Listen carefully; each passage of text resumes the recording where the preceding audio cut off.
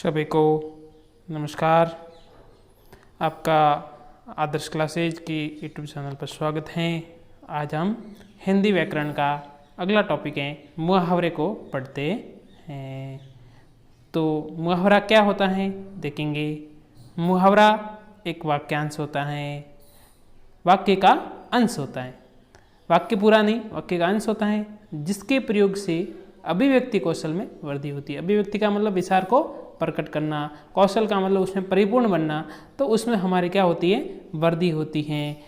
तो मुहावरे का जो स्वरूप होता है, जो मुहावरा होता है उसके जो स्वरूप मतलब उसका ढंग जो होता है, तरीका होता है, उसके ऊपर किन किन का प्रभाव पड़ता है, किन किन के रूप में बदलाव होता है। तो वो है लिंग, वचन और काल। ये हम पहले भी पढ़ चुके थे कि लिंग क्या है, जिसे पुरुष और स्त्री के होने का भाव प्रकट होता है। वचन एक वचन या बहुवचन की स्थिति, काल जो तीनों काल की स्थिति बताई थी। इसके बाद में हम पढ़ते हैं मुहावरे। जैसा पहला मुहावरा है हमारा आँख का तारा होना। आँख का तारा का मतलब किसी के आँख का तारा बहुत प्रिय होना, बहुत प्रिय होना। तो वाक्य में जैसे एक प्रयोग कर रहे हैं अपन, तो वो प्रयोग है कि बालक श्रवण अपने माता पिता के लिए आँख का तारा था, क्योंकि बालक जो श्रवण था वो अपने माता पिता के लिए इकलौता होगा, इसलिए आँख का क्या था, तारा था, क्योंकि उसके बिना उनका जीवन क्या था, अधूरा हो सकता है, इसलिए बहुत प्रिय था।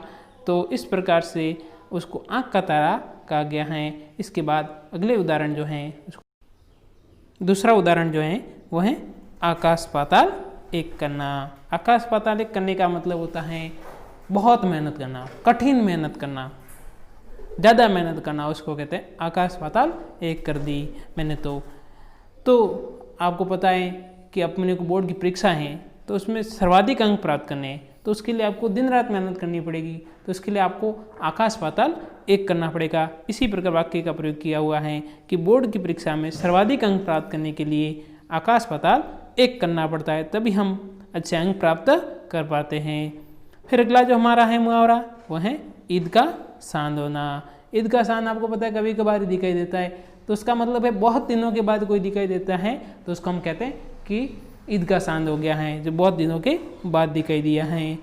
तो वाक्य में हम प्रयोग कर रहे हैं कि रमेश तो आजकल ईद का सांद हो गया है, जो कि मिलना जुलना भी बंद कर दिया। इसका मतलब वो बहुत दिनों के बाद दिखाई देता है, इसलिए ऐसा प्रयोग उसको कहा गया है।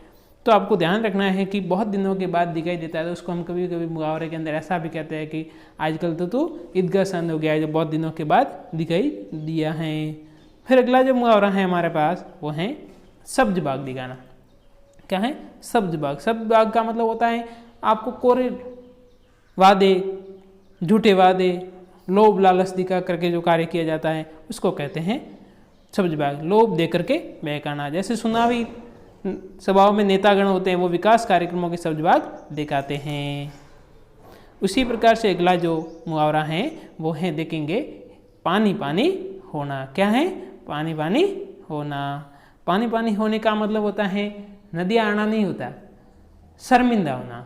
तो हमारे द्वारा कुछ ऐसा कार्य किया जाता है जिसकी वजह से हमें शर्मिंदा होना पड़ता है, तो उसको कहते हैं पानी पानी होना।